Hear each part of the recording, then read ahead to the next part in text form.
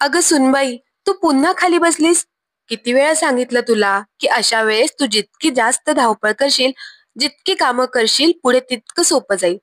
पण तू फक्त आराम करतेस, सारखी बसूनच राहतेस. लवकर जा किचन मध्ये.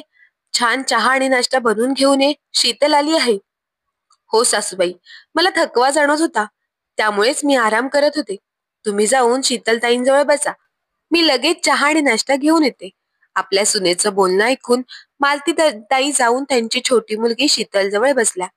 मालतीताई तशा स्वभावाने खूप प्रेमळ आणि मवाळ होत्या, पण दुसऱ्याच्या बोलण्याने लगेचच प्रभावित होऊन थोडं कठोर बोलायच्या. मालतीताई आणि राधिकाचे नाते एकदम प्रेमाचे होते. राधिका ही त्यांचा शब्द कधी खाली पाडून देत नव्हती.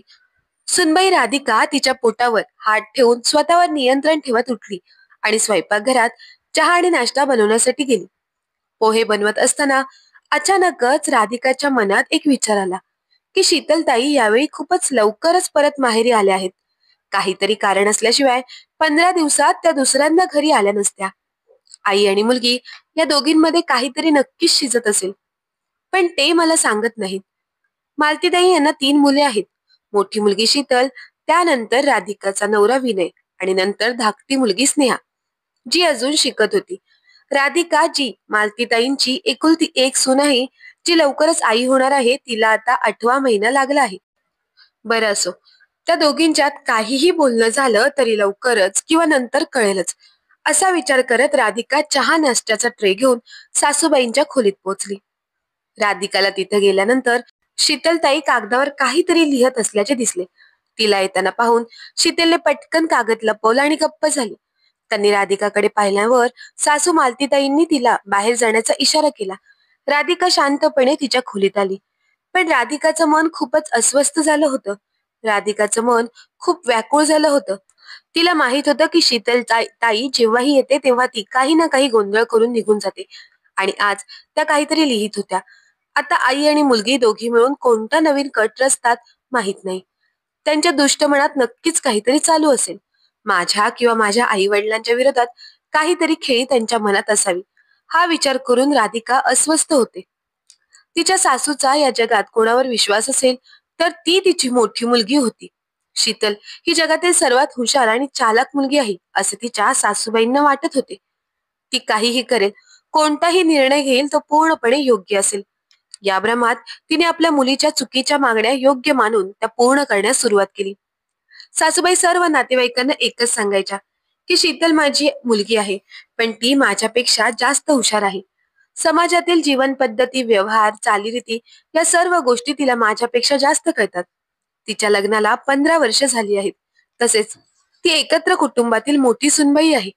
ही एवढीच फक्त एकच गोष्ट होती की त्यामुळे सासूबाई नेहमी शीतलताईला विचारूनच सर्व काही करायच्या.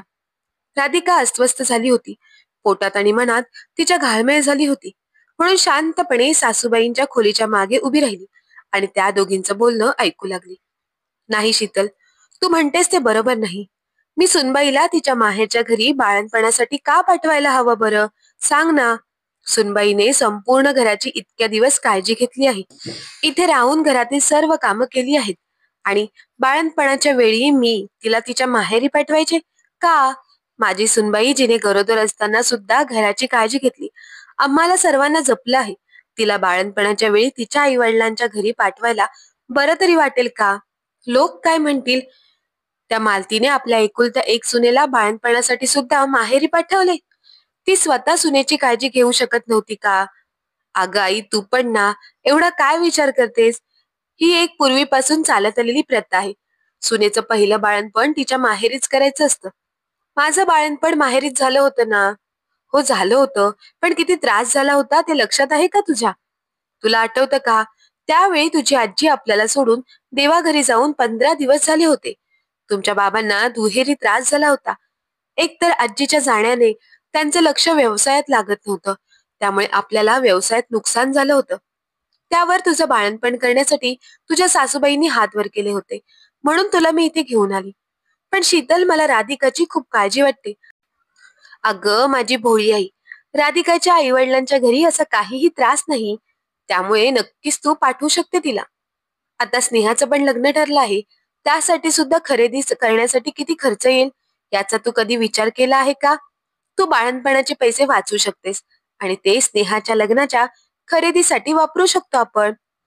आई, मनाने नाही तर डोक्याने विचार कर. मालतीताई म्हणाल्या, पण असं बरं वाटेल? विहीनबाईंना काय म्हणू की मी राधिकाला बाळणपणासाठी माहेरी का पाठवते? त्यांचे बोलणे ऐकून बाहेर उभी असलेली राधिका मनातल्या मनात हसायला लागली की चला, या विषयात तरी सासूबाई स्वतःच्या डोक्याने विचार तरी करतायत, नाहीतर नेहमी शीतलताईंच्या मेंदूचा वापर करतात. सासूबाईंना स्वतःचं डोकं वापरून खूप वर्ष झाली असतील. अगं आई, चांगलं वाईट असं काही नसतं. प्रथा आहे आणि मग यात पैसे वाचवावे लागतात. बघ आई, माझं नीट ऐक. मी काय सांगते ते लक्षपूर्वक ऐक. राधिका जर इथेच राहिली तर तिचा दवाखान्याचा खर्च, सुकामेवा, किमान 8 ते 10 किलो तूप, सुंठ आणि बाळंतपणानंतर खाण्यासाठी लाडू यावर किती खर्च होईल? बाळासाठी बरचसं सामान घ्यावं लागेल.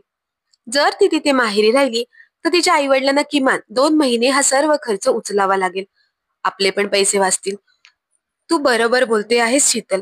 आणि नाही तर काय, खूप पैसे वाचतील आपले.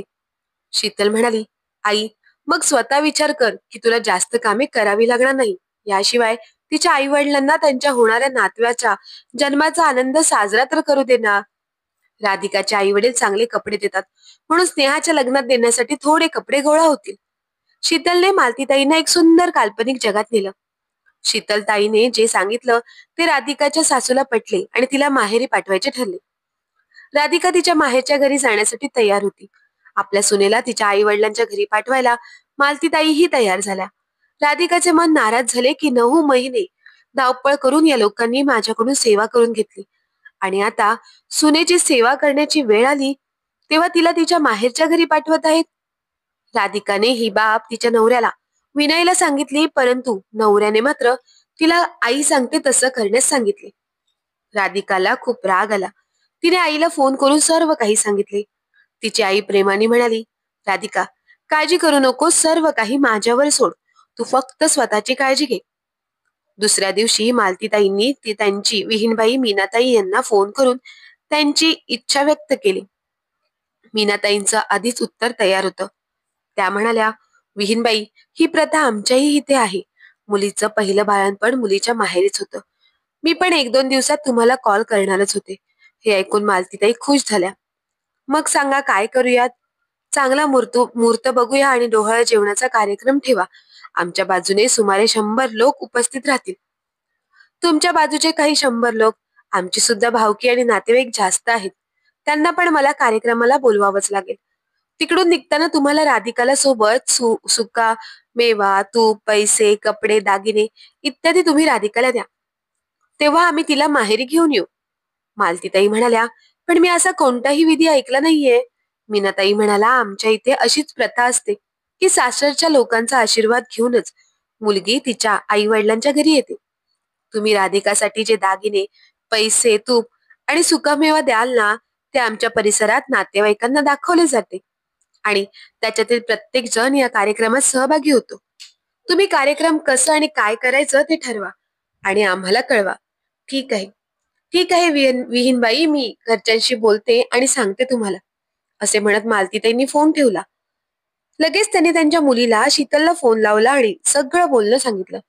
तेव्हा शीतल म्हणाली, दादाच्या सासरचे लोक लोभी निघाले. एवढा खर्च कसला? राधिका काय त्यांची मुलगी नाही का? मालतीताई म्हणाल्या, नाही शीतल, मी फक्त एक खर्च वाचवण्यासाठी दुसरा एवढा खर्च करू शकत नाही. कोणीही शहाणा माणूस असे करणार नाही. त्यांच्या बाजूने 100 आणि माझ्याकडून 200-300 लोक. त्याशिवाय प्रत्येकाचा वेगळा खर्च म्हणजे जेवण आणि भेटवस्तू. या खर्चांपेक्षा मी माझ्या सुनेचं बाळणपण इथेच करेन, आपल्या घरी. शीतल म्हणाली, पण आई, तू नकार देऊन प्रयत्न करायला हवा होतास की तुम्ही तसंच कार्यक्रम न करता तुमच्या मुलीला बाळणपणासाठी घेऊन जा. शीतल, मला सुद्धा वाटले की त्यांनी जे सांगितले ते बरोबर आहे. आणि राधिका माझी एकुलती एक सून आहे. ती या घराला वारस देत आहे. सूनबाई आयुष्यभर आपली सेवा करेल आणि मला तिच्या संपूर्ण आयुष्यात फक्त एकदा किंवा दोनदाच तिची सेवा करावी लागेल. आणि तरीही मी सासूच्या कर्तव्यापासून दूर जात आहे. जन्माला येणारा नात किंवा नातू कोणीही असो, ती आमच्यासाठी अमूल्य भेट असेल. म्हणून मी ठरवलं आहे की माझ्या सुनेचं बाळणपण इथेच होईल आणि ते पण अगदी छान पद्धतीने होईल. तुझ्या बोलण्याने मी विनाकारण प्रभावित होऊन त्यांना फोन केला. यापुढे तू मला कोणताही चांगला किंवा वाईट सल्ला देत जाऊ नकोस. आणि हो ऐक, माझ्या सुनेच्या बाळंतपणावेळी तुला इथे यावं लागेल. आपण दोघी मिळून सुनबाई आणि बाळाची काळजी घेऊ. ही जबाबदारी तुझी असेल की तू सुनेला वेळेवर जेवण आणि औषध देशील. समजले का? हो आई, असे म्हणत शीतलने फोन ठेवला. मालतीताईंनी सुनेला बाळंतपणासाठी माहेरी न पाठवता स्वतःच सुनेचं बाळंतपण केलं आणि तिची खूप चांगली काळजी घेतली. राधिकाने छानशा परीला जन्म दिला तेव्हा घरातील वातावरण अगदी आनंदाने नाहून निघालं. खरंच, प्रत्येक सासूने मालतीताईंसारखंच विचार केला तर प्रत्येक सुनेला कधीच माहेर या शब्दाची गरज भासणार नाही. तर मित्र आणि मैत्रिणींनो, तुम्हाला ही गोष्ट कशी वाटली ते आम्हाला कमेंट बॉक्समध्ये नक्की सांगा. चॅनलला लाईक, शेअर आणि सबस्क्राईब करायला विसरू नका. धन्यवाद.